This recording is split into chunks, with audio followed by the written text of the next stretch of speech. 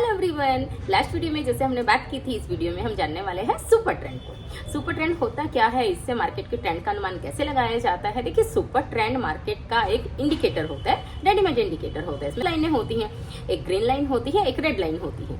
जब भी price green line के अबोव होती है तो वो अप ट्रेंड शो करता है, जब भी रेड लाइन के बिलो होती है तो वो डाउन ट्रेंड शो करता है।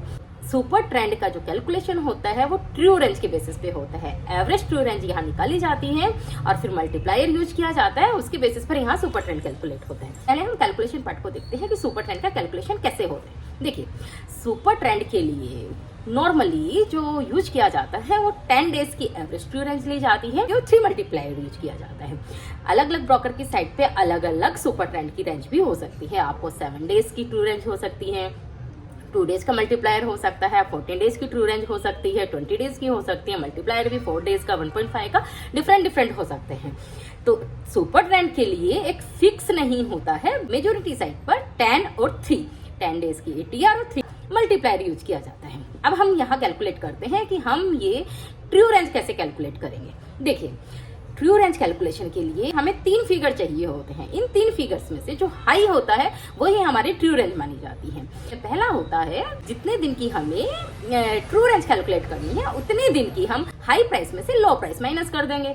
पहला पॉइंट हमारा आ जाएगा। दूसरे पॉइंट के लिए हम हाई प्राइस में से प्रीवियस जो क्लोज होता है उसको माइनस कर देते हैं, हमें दूसरा पॉइंट आ जाता है। तीसरे पॉइंट के लिए हम जो लो प्राइस होती है उसमें से प्रीवियस क्लोज माइनस कर देते हैं, हमें तीसरा पॉइंट आ जाता है। तो जब हमारे पास ये 3 पॉइंट्स आ जाते हैं, 3 कैलकुलेशन आ जाते हैं, तो इनमें से जो हायर होता है वो ही हमारी ट्रू रेंज मानी जाती है। यहाँ ट्रू रेंज हमारे पास आ जाती है। ट्रू रेंज आने के बाद हम यहाँ उसका 10 डेज की इसी तरीके से हम ट्रू रेंज कैलकुलेट कर लेते हैं। फिर उनका जब 10 डेज का हमारे पास ट्रू रेंज आ जाती है, उसका एवरेज कर लेते हैं, तो हमारे पास ATR आ जाती है, एवरेज ट्रू रेंज।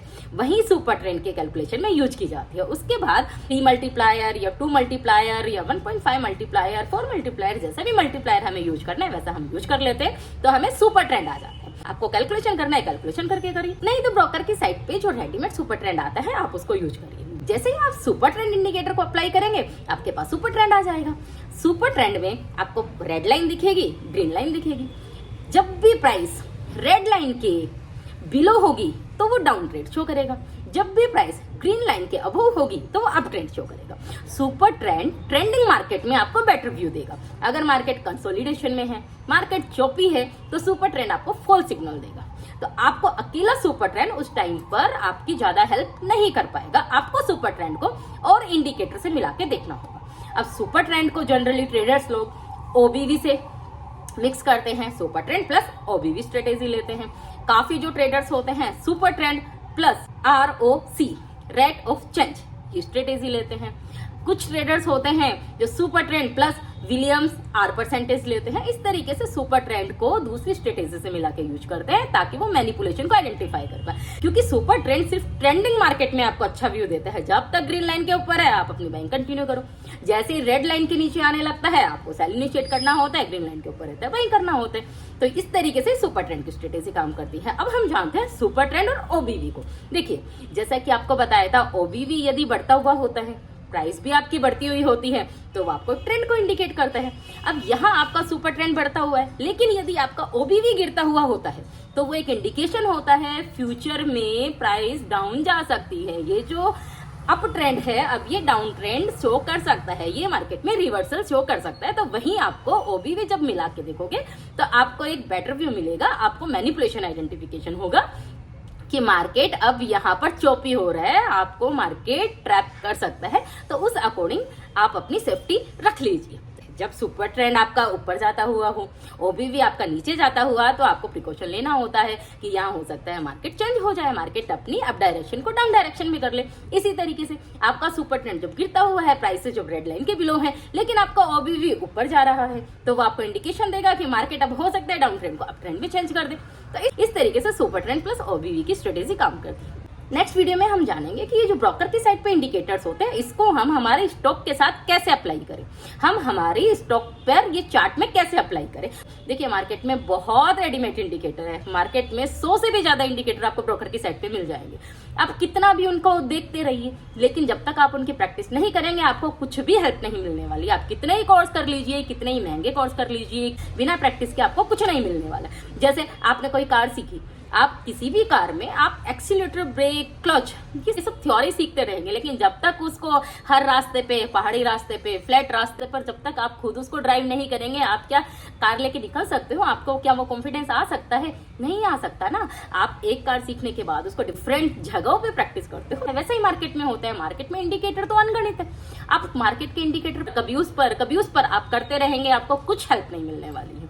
आप कभी ये कोर्स करेंगे, कभी उसका कोर्स करेंगे, आपको कुछ हेल्प नहीं मिलने वाली। आपको हेल्प तब मिलेगी जब आप डेडिकेशन से किसी एक चीज पर फोकस करेंगे, उसको प्रैक्टिस करेंगे। एक पर प्रैक्टिस हो जाती है, फिर दूसरे पे प्रैक्टिस करिए, तीसरे पे प्रैक्टिस करिए। मैं आपको गारंटी दे सकती हूँ, यदि आपने मार्केट के टेक्निकल्स के किन्हीं 3 से 4 पैरामीटर पर भी अच्छी प्रैक्टिस कर ली, उसको साथ में अप्लाई करना सीख लिया, तो आपके मार्केट के व्यू अच्छे हो जाएंगे। आपको मार्केट में ट्रैपिंग होनी है, आपके स्टॉप लॉस ट्रिगर होने हैं, आपको प्रॉब्लम होनी है, आपको अर्ली आइडेंटिफिकेशन हो जाएगा और आप अपनी सेफ्टी कर सकते हो। तो आपको मार्केट में जो भी पैरामीटर्स हैं, आपको टेक्निकल के 7 से 8 पैरामीटर की डिटेल्स मैंने यहाँ बताई, उनमें से कोई भी 3 लीजिए।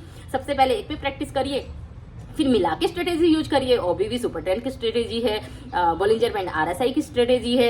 आप चाहिए तो उनके साथ में मूविंग एवरेज भी देख सकते हैं। जब आप सबको एक साथ मिला के देखना सीख लेंगे, आपके भी अच्छे हो जाएंगे। नहीं तो आप किसी एक भी पैरामीटर पे करेंगे, तो उसकी भी जब आप प्रैक्टिस करेंगे आपको पता रहेगा कि वो पैरामीटर कैसे व्यू करता है। हर स्टॉक के साथ अलग उसका मूव हो सकता है, सेक्टर के साथ अलग मूव हो सकता है, इंडेक्स के साथ अलग मूव हो सकता है। वो सब आपकी प्रैक्टिस पे डिपेंड करेगा। आप जैसे जैसे प्रैक्टिस करते जाएंगे, आपकी प्रैक्टिस अच्छी होती जाएगी और आपको स्टॉक मार्केट के एक 2 इंडिकेटर भी अच्छा व्यू दे पाएंगे।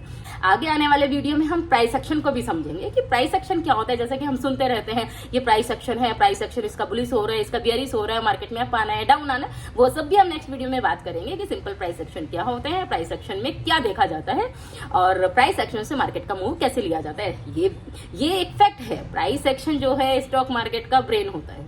बिना प्राइस एक्शन के स्टॉक मार्केट में कुछ नहीं चलता है। टेक्निकल्स का जो बेस है वो प्राइस एक्शन है। इस एक्शन से ही ये सारे इंडिकेटर डेवलप किए जाते हैं। प्राइस एक्शन पर आपकी पकड़ अच्छी है तो आपको इंडिकेटर देखने की जरूरत ही नहीं है। तो सब कुछ डिपेंड करता है आपकी प्रैक्टिस पर। तो आप किसी भी 2 से 3 पैरामीटर की प्रैक्टिस करिए। जब आप करेंगे आपको खुद को पता चलेगा। आपको फिर भी कोई प्रॉब्लम होती है आप कमेंट करके पूछिए।